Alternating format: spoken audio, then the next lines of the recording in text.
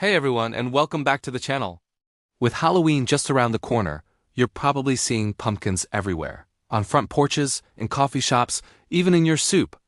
But have you ever stopped to wonder why this big orange gourd has become the ultimate symbol of Halloween? Why do we carve spooky faces into pumpkins and not, say, a watermelon or a giant potato? Well, the story is actually a fascinating journey that crosses oceans and centuries.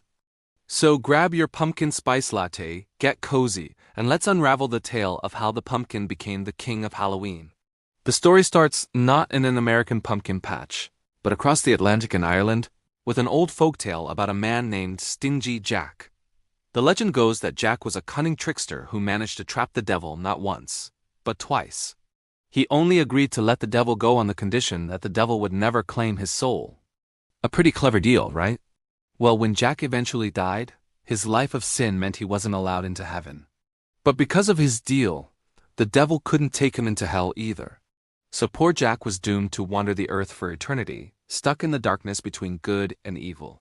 To light his way, the devil mockingly tossed him a single burning coal from the fires of hell. Jack carved out a turnip he had with him, placed the coal inside, and began his endless journey.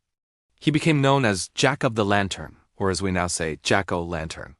To ward off Stingy Jack and other wandering spirits, people in Ireland and Scotland started carving their own lanterns. They would carve scary faces into turnips, potatoes, and beets, whatever root vegetables they had on hand. They'd place a candle or a piece of coal inside and put them in windows or by their doors to frighten away evil spirits on All Hallows Eve. So the original jack-o'-lanterns weren't pumpkins at all. They were these small, gnarled, and frankly, kind of creepy-looking root vegetables.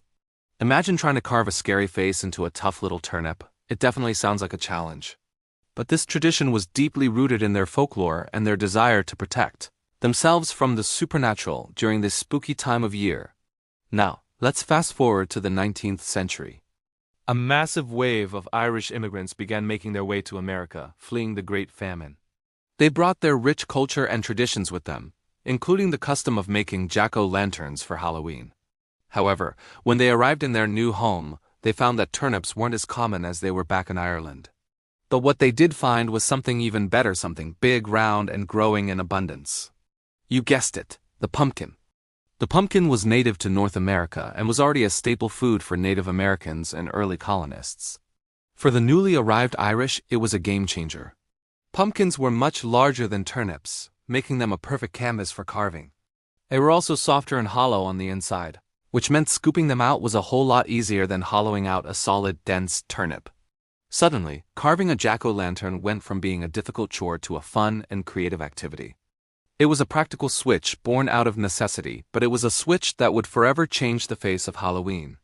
The tradition of the jack-o'-lantern had found a new, bigger, and brighter home in the American pumpkin. Beyond just being easier to carve, the pumpkin had another major advantage: timing. Pumpkins are harvested in the autumn, typically in September and October.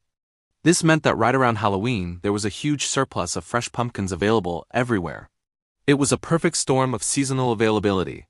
Farmers' fields were overflowing with them, and they quickly became associated with the fall harvest season, Thanksgiving, and of course, Halloween. The pumpkin naturally fit into the autumn landscape. Its vibrant orange color perfectly matched the changing leaves and the warm, earthy tones of the season. It just felt right. This seasonal connection helped solidify the pumpkin's place as the go-to gourd for Halloween festivities. It wasn't just a random choice. It was a symbol of the harvest and the time of year itself. As the tradition evolved in America, it also became less about warding off evil spirits and more about community, creativity, and fun. Carving pumpkins turned into a beloved family activity. Parents and kids could gather around the kitchen table, design their own unique faces, some scary, some goofy, some downright artistic, and spend quality time together. It became a wholesome ritual, a way for families to bond and get into the Halloween spirit. Unlike the grim folklore of Stingy Jack, the American version of the jack-o'-lantern was more about expressing creativity and decorating the home for a festive celebration. It transformed from a symbol of fear into a symbol of fun. This shift in meaning is a huge part of why the tradition has lasted and grown so popular. It became something everyone could participate in and enjoy, regardless of their background or beliefs. From there, the pumpkin's rise to Halloween stardom was unstoppable. Newspapers and magazines in the late 19th and early 20th centuries started, featuring stories and illustrations of Halloween parties with glowing jack-o'-lanterns. Pop culture embraced the pumpkin as the definitive symbol of the holiday. Think about it. When you see a spooky, grinning pumpkin, your mind immediately goes to Halloween.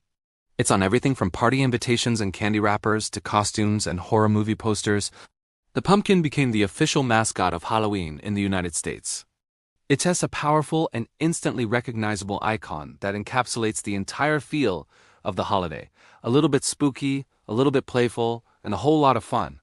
So, to recap this amazing journey, the tradition started with an Irish legend about a trickster named Stingy Jack and his carved turnip lantern.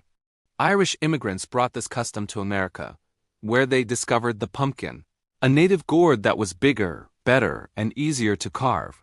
The pumpkin's autumn harvest season and festive orange color made it a natural fit for the holiday.